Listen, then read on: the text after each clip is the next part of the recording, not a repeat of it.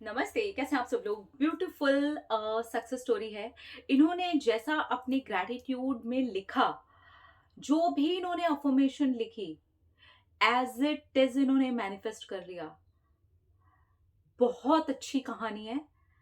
मैं आप सबको बोलूंगी कि इसको एक बार जरूर सुनिएगा, क्योंकि मतलब मजा ही आ गया। मैंने तो जब इसको पढ़ा तो मेरे मुंह से निकला वाओ। वाओ वाली कहानी है, ठीक है। हाँ जी। हेलो शांभवी मैम, कैसे हैं आप?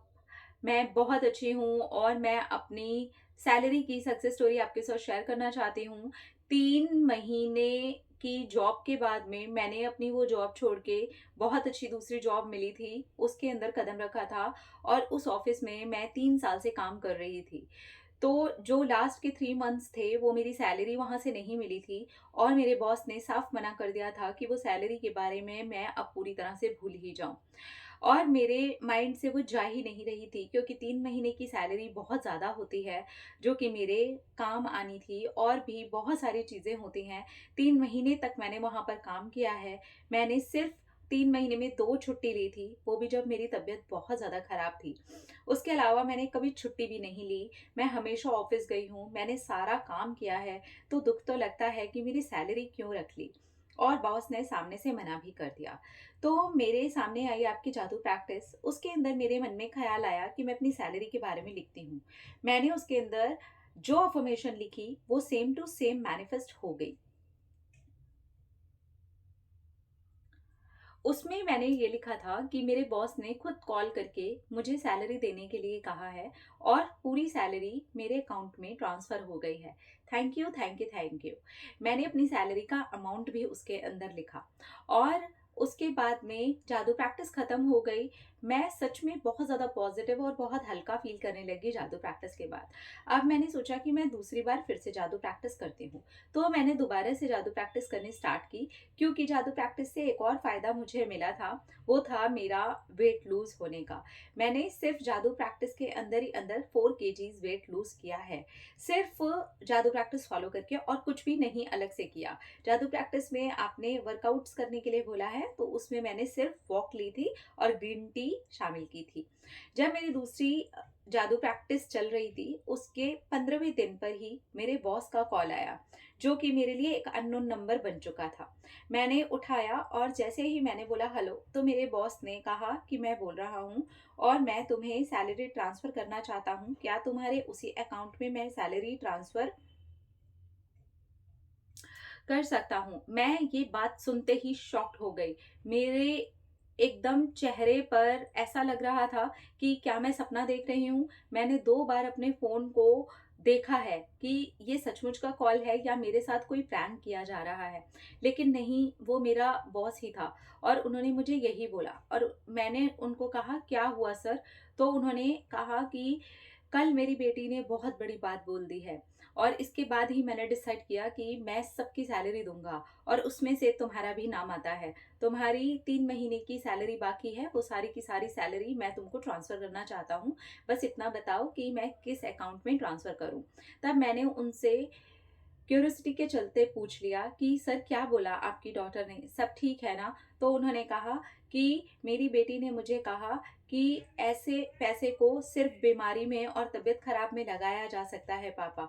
आप किसी का भी पैसा रखते हैं तो उसके मन से बददुआ निकलती है।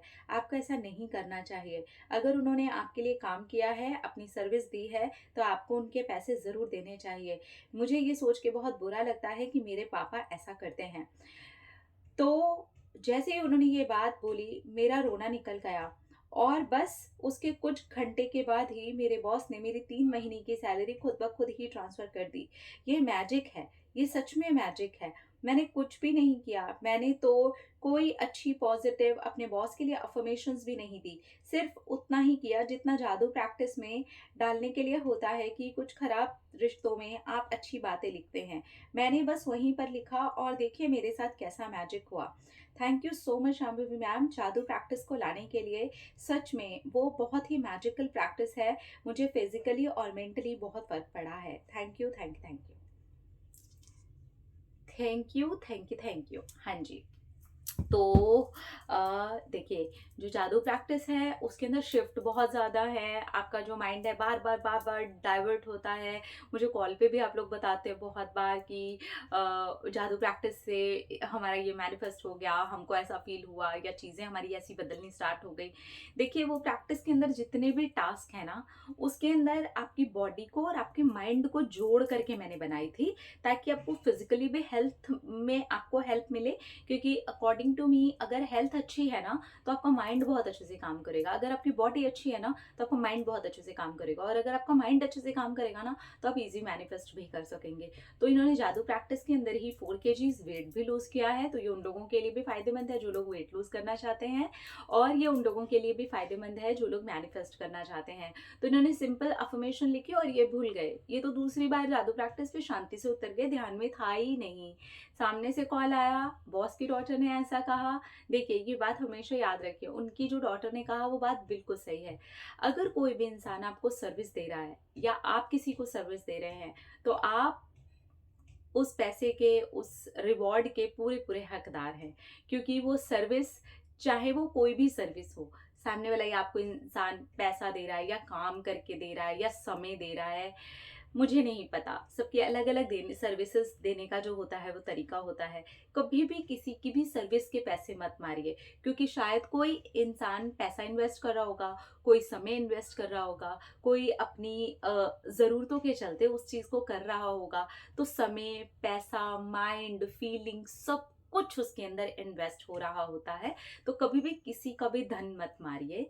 ध्यान रखिए कि अगर आप, या तो आप सर्विस दे रहे हैं या किसी की सर्विस ले रहे हैं, सो बी केयरफुल, इवन देने में भी और लेने में भी। जैसे होता है ना कई बार कि हम किसी की सर्विस लेते हैं और ये सोचते हैं ये छोड़ दे, ये छोड़ दे। नहीं, नहीं, उसने अपने अगर वो समय का एक पल भी आप पर लगाया है ना, तो उसकी भी कीमत है ना? कुछ तो सोच करके, किसी तो फीलिंग के साथ आपका आपके लिए लगाया होगा। भले वो आपको गिफ्ट दे दे, अलग बात है, पर अगर वो ये कर रहा है या आप सर्विस दे रहे हैं, जैसे आपको सर्विस देने के बाद में कुछ ना मिले तो आपको खराब लग सकता है, वैसे ही किसी और की अगर सर्विसेज के बाद में उसे कुछ ना मिले तो उसे भी खराब लग सकता है। ये बात दोनों तरफ से है, और ये हमारी सोच के लिए, हमारी कंट्री के लिए, हमारे आदान प्रदान के लिए, हमारी हर चीज के लिए, है ना, हमारी जीविका तक के लिए बहुत ज्यादा इंपॉर्टेंट है। ये हर जगह पर काम आती है, चाहे आप सर्विस दे रहे हैं, चाहे आप सर्विस ले रहे हैं। ना पैसा यहाँ से मारने की कोशिश कीजिए, ना इमोशंस यहाँ से मारने की कोशिश कीजिए, और ना ही ये सोचिए कि सामने वाला ऐसा कर दे। आपको ऑफर्स मिल जाते हैं या सेल पे आप ले लेते हैं, वो सारी चीजें देखिए अलग है, वहां पर भी बहुत सारी चीजें हो रही होती हैं। तो आई थिंक इस चीज़ को लेकर के मैं खुद ही ऐसी क्रिस्टल क्लियर हूँ कि सर्विसेज देने और लेने पर बिल्कुल उसके रिवॉर्ड्स होने चाहिए। आप भी उतने ही हकदार हैं, और अगर कोई और आपको सर्विस दे रहा है तो वो भी उतना ही हकदार है।